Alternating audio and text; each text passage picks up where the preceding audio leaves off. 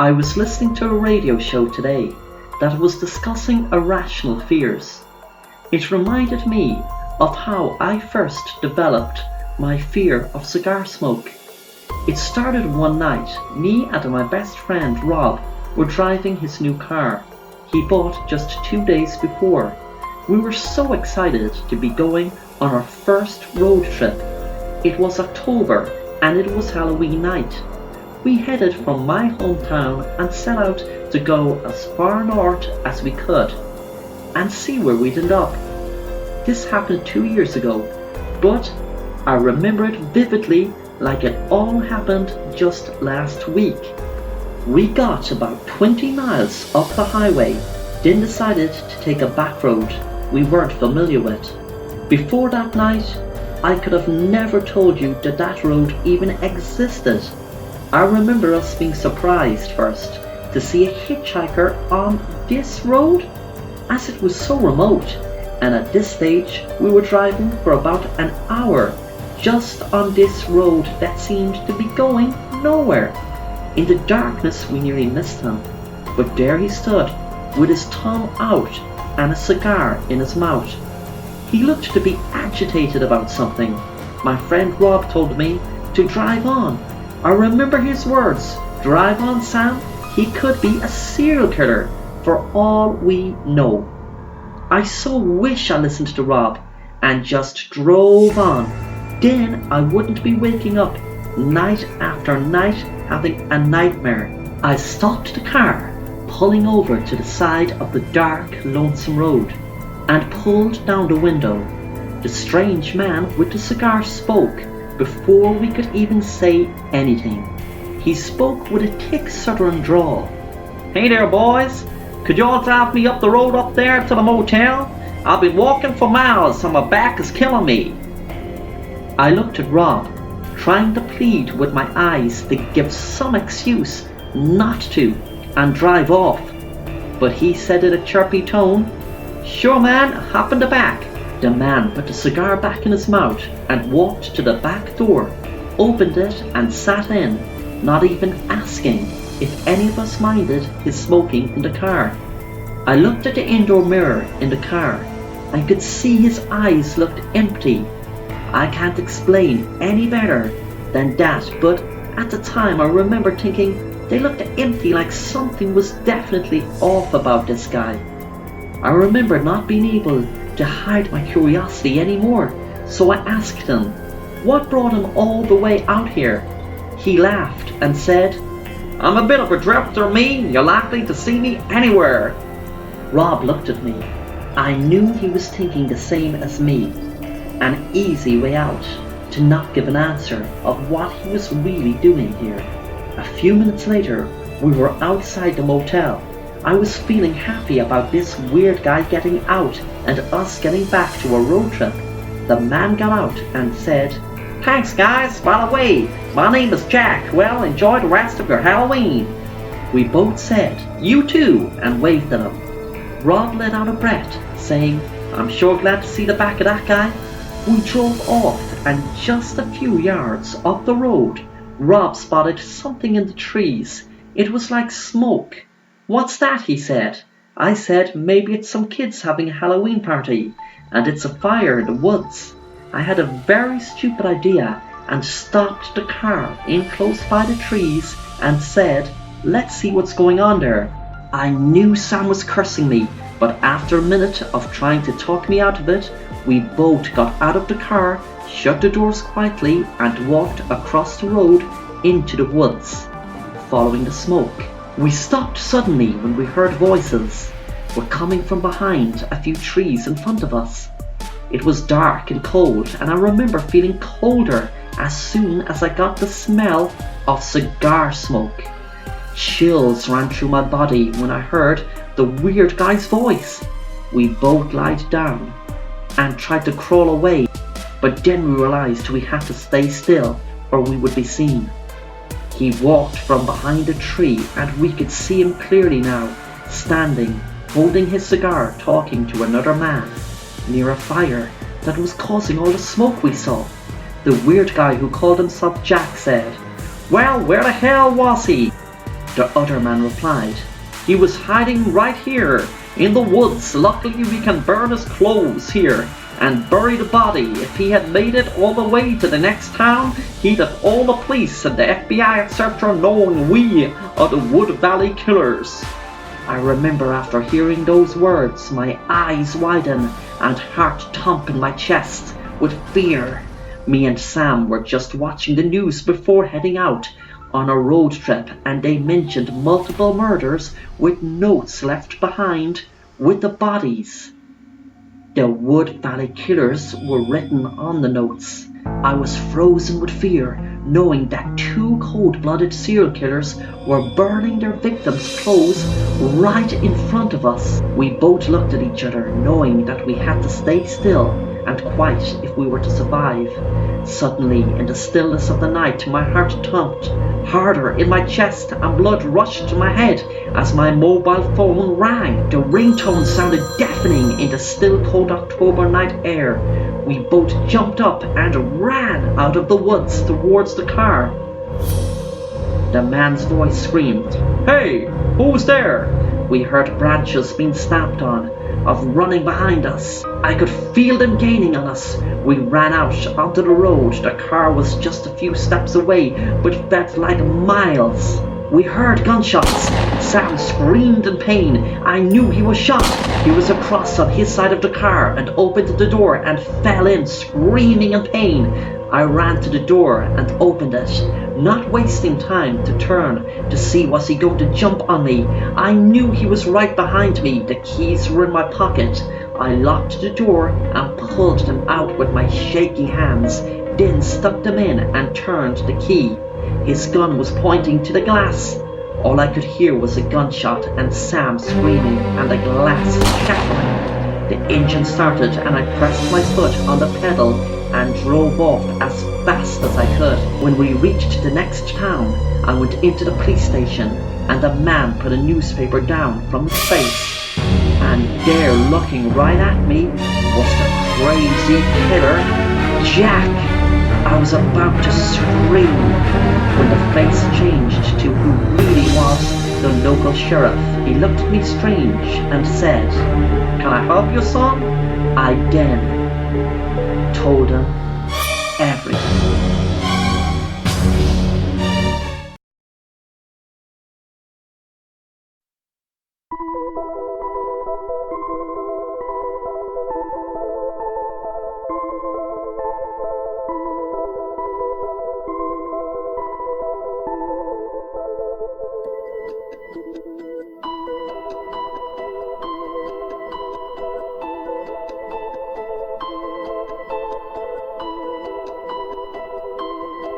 A girl called Sarah was studying psychology in college. She stayed in an old building next to the campus. She liked the peace and quiet of the building because she knew there weren't no students that could wake her up. She often wondered why students didn't move into the building because they would be able to throw parties much easier than in the campus. She had a few people living near her room on the 13th floor, but they never bothered her. One night, Sarah had to go out to go for a weekend job interview, and she felt it went very well. She walked into her building and saw a woman and a girl walk up towards the elevator. Sarah smiled at the woman as she pressed the elevator button and asked the woman which floor she was going to. The woman said 12, please. Sarah and the woman and the girl stepped into the elevator. Sarah pressed 12, then 13. The elevator went up to 12 and stopped. Then the doors opened and the woman and girl left. Sarah said bye but found it strange when the woman didn't answer. When the doors shut, there was a bang and suddenly the lights went out. Sarah got a start and jumped. The elevator seemed to be stuck. She panicked and pressed the emergency button, but nothing happened. Something on the ground caught her eye. It was a newspaper. The headline read, "Girl found in river after being stabbed multiple times." The girl looked to be about 17. Sarah felt relief when suddenly the elevator started moving again. It reached the 13th floor and the door opened. She walked out of the elevator and felt her foot sink into a wet carpet. She looked down and realized it was like the floor was flooded. She felt panicked and walked quickly to her door and took her keys out of her bag when suddenly she heard a voice. It was the girl from the lift. She could only tell it was a girl in the lift because she was wearing a dress. She had her head down the whole time in the elevator so she couldn't see her face. Sarah guessed it was a daughter sulking with her mother. Suddenly Sarah realized the girl was soaking wet. Sarah said, "Oh my God, you're drenched. Are you okay?" The girl looked up and Sarah jumped back in horror as she recognized the face from the newspaper photo of a girl that drowned. The girl spoke. "I'm cold, help me. I'm cold, help me. I'm cold, help me."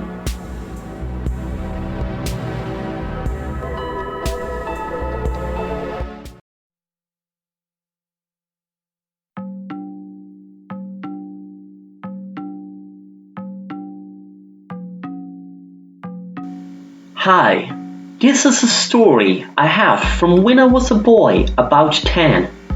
I remember my mom used to tell me all cool stories about a ballroom called the Shiny Ballroom. It sounded like a really cool place. She told me back then all the girls were at one side and all the boys were at the other side. And when the slow dances came on, the boys would walk or sometimes slide across the floor to ask the girl who they would like to dance with out to dance. The ballroom used to also have all the biggest show bands and singers of the time. This would have been around the 60s and 70s, in the height of the rock and roll and show band era. There was a crystal ball in the middle of the room. I'd love to have known what would it have been like to grow up in the rock and roll era. When I was 10, the ballroom was shut down for years and it was abandoned as long back as I can remember. It actually was not even open when I was born, I'd say. I remember seeing teenagers go around the back of the hall, so I realized that there must have been an entrance into the building. One day, me and my mom were passing it, coming back from shopping, and we decided to take a look at the back of the building. We saw a window smashed, and it was an entrance into the building. Me and Mom decided to climb up into the opening to see what the building was like now. We climbed through the space and noticed an eerie, lonesome atmosphere. I remember thinking of all the dances and people who met each other and happy times, and now it's just this dark and creepy abandoned building. We walked through an entrance where the steps were down to the dance floor. My mom was telling me where the people used to dance, and she showed me where the crystal ball used to hang from the ceiling. It was now just an old piece of cable hanging from the ceiling. I tried to imagine how this place once looked. It must have been such an incredible, lively dance hall back in its day. We walked through the dance floor, and there was a drawing of a couple dancing on the wall. My mom showed me where the boys used to sit and the girls. I realized how different things are today. We walked through the hall, and at the back of it there was a side room. I noticed something very creepy on the wall. Even though I was 10, I was a fan of heavy metal, so I knew what a pentagram was, or some people might call it the Devil's Star. I told Mom to look, and I shone the light in the wall. There was a pentagram written in red with 666 below it, and a satanic verse saying, "Death will rest here" at the end of it. Me and Mom found it very creepy, and I felt uneasy being in the room. I had a fear of anything to do with Satanism or the devil, and back then it was the satanic pandemic. loads of stories were breaking on the news about different things linked to Satanism, and I was only a kid, so it freaked me out totally. I often think I would have loved to have taken a photo of that verse on the wall. You might wonder why, but it will make sense in the end of this story.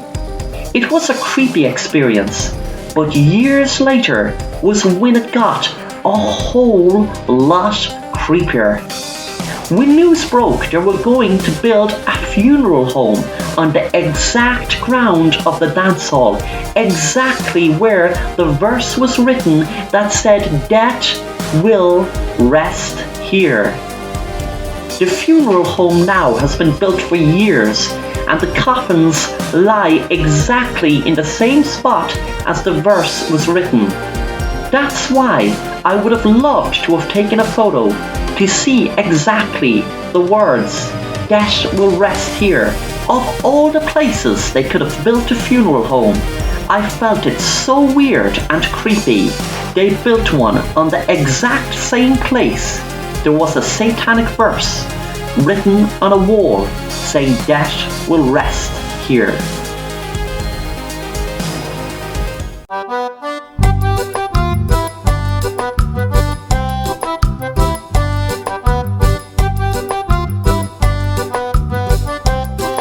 Hi, I have a story to tell about my friend Sarah. She had a dance competition on Friday and it was the national finals.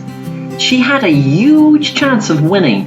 Just 2 days before the competition, I was walking my dog, and as I was walking up the street, I could see Sarah coming out of her house and collecting something that looked like a parcel out on the footpath in front of her house.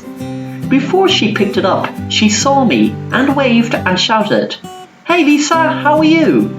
I waved back, smiling, and shouted, "Hey Sarah, I'm great thanks, how are you?" Before Sarah could even answer, a cyclist went speeding up the footpath and lost control, cycling right into her. Sarah fell down on the ground in pain. It looked very bad. The cyclist didn't even stop to ask, was she okay? They just sped away. I didn't even have a chance to see his face. It all happened so fast. I screamed as I watched my best friend be blown off the footpath onto the road. A car could have ran her over easily if there was one passing at the time. I ran over and shouted to her, "Oh my God, are you okay?" Sarah was crying, holding her leg. My leg, I think it's broke." This was one of the worst things that could have happened to her before her competition. But nothing that she didn't deserve. I just found out the other day and hired a friend of mine from the next town to follow them and get me evidence. He took photos of them kissing and showed me. Our plan worked perfectly. He would call her on a private number and act as a courier and say there was a gift for her out in the driveway. First we thought she wouldn't fall for it, wondering why the courier wouldn't knock on the door. I first made sure she was in by calling her house phone. I knew her parents would be out working, so she'd be the one to answer.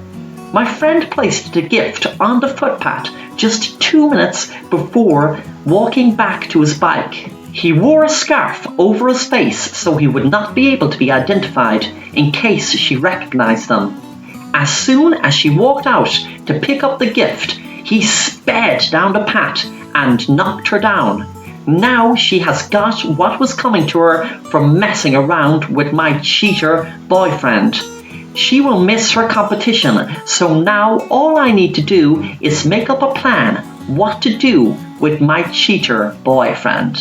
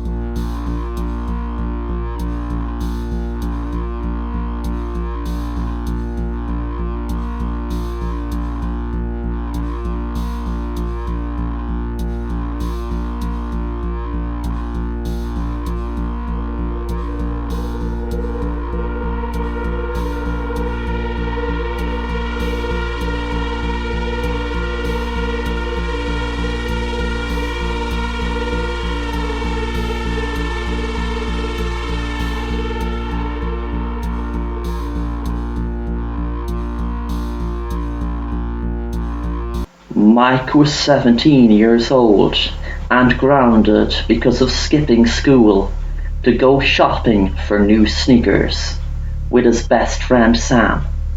It was a Friday night and he was missing a huge house party that all the kids in school were talking about for weeks. He was surfing the web, bored, when an idea came to him.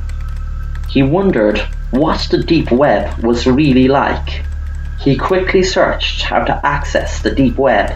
Using the Tor browser, he clicked on what looked like a search engine for the deep web.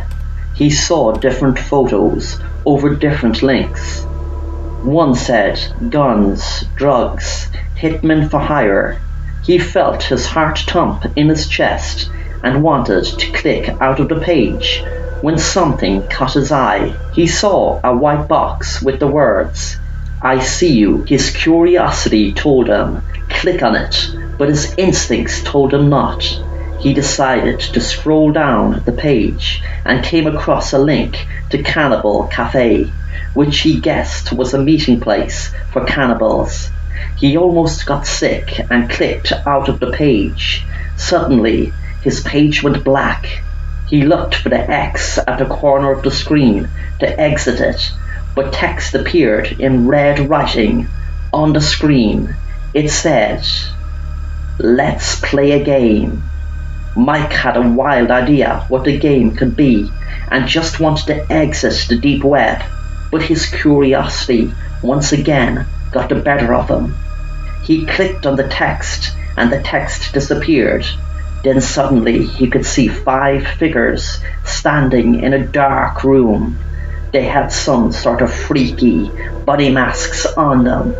A light shone in front of them, and to Mike's horror, he saw a person tied to a chair. Tears were rolling down his cheeks, and he seemed to be frozen in fear. Text appeared on the screen. "Let's vote, people. Should this subject live or die? Yes for live, no to die." Mike gasped in horror as he read the words, hoping it was just some sort of sick joke, but not actually real. He clicked on yes to let the person live. He looked in horror and disgust as the no votes shot up way higher than the yes votes. What type of sick person would vote to a person be murdered? He wanted to look away, put down the laptop lid and pull out the plug, but he also wanted to see, was this just a joke? Hoping the freaks in bunny masks would laugh and say, "Gotcha, we're just kidding." One of the people in the bunny masks put a drill to the side of the poor man's head that was sitting in the chair and pushed the drill into his head as blood splattered out all over the room and onto the screen. Mike pushed the laptop down and pulled out the plug. He promised himself he would never surf the deep web again. Mike was playing a game when the screen went black. A box popped up on the screen. It had "I see you" written on it. Mike froze, remembering those exact words coming on his screen before that sick live execution came on the screen. He clicked the X to get out of the black screen. He nearly got sick with fear when the screen was full with a live webcam feed of him in his bedroom. It was a live feed. He realized someone must have been using his webcam to spy on him. He froze in complete horror when he could see on the screen a figure come up behind him, and the person said in an evil-sounding voice, "I told you, I see you." The madman behind him in the room was wearing a bunny mask. He was wielding a chainsaw. He pulled the chain and it started. Mike knew he was about to be killed. The man stood still and said, "We will have to wait to see the power of voting." Ye have exactly 1 minute to vote for this guy to live or die. Voting starts now. The timer went down from 60 seconds to 30 seconds in what seemed to be just 2 seconds. Mike ran to his window, wanting to jump, but knew from his upstairs room he'd break his leg, if not both legs. The madman with the chainsaw ran for Mike. Mike knew he had no chance. His life would be over in seconds. He couldn't see where the countdown timer was. It was confirmed when the lunatic with the chainsaw said, "It looks like they voted no." But he knew that the sickos watching would vote no. Suddenly, the man fell down on the ground. Mike couldn't hear the gunshots over the chainsaw, but guessed his best friend and neighbor Sam shot the madman as he was standing holding a gun. Mike asked him, "How did you know what was happening?" He replied, "I wouldn't, only that I checked out that link on the deep web you told me about. I got a notification there was a live yes or no kill. It took me a few seconds to realize it was you. Mike said you saved my life. A second more, I would have been killed." Both boys promised each other and themselves they would never, ever access the deep web again.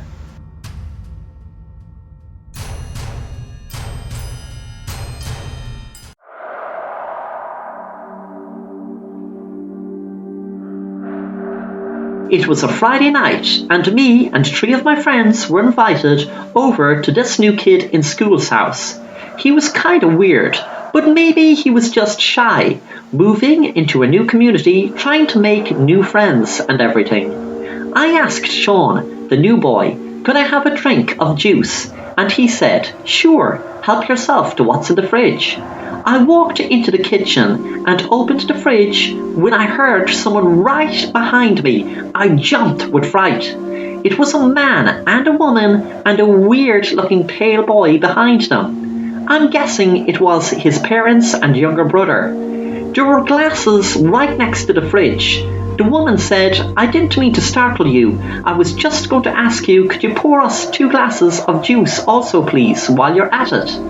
I looked down at the boy and asked, "Does the boy want a glass?" The woman and man looked at each other and looked around. "What boy?" the woman asked.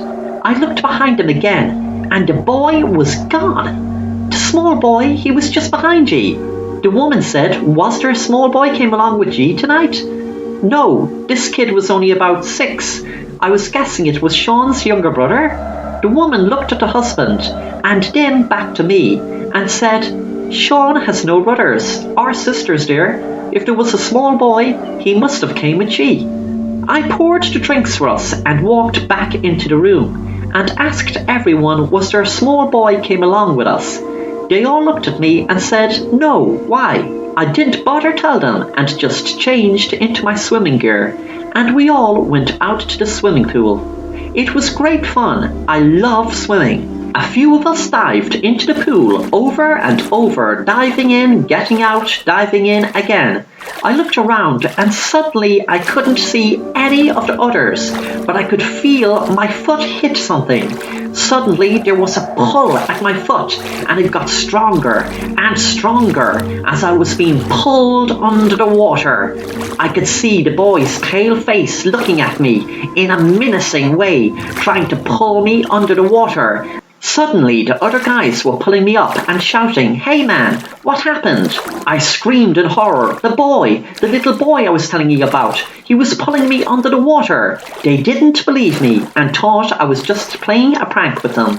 I went home that night and dreamt of the boy pulling me under the water. Until this day, I'm afraid to go into the swimming pool.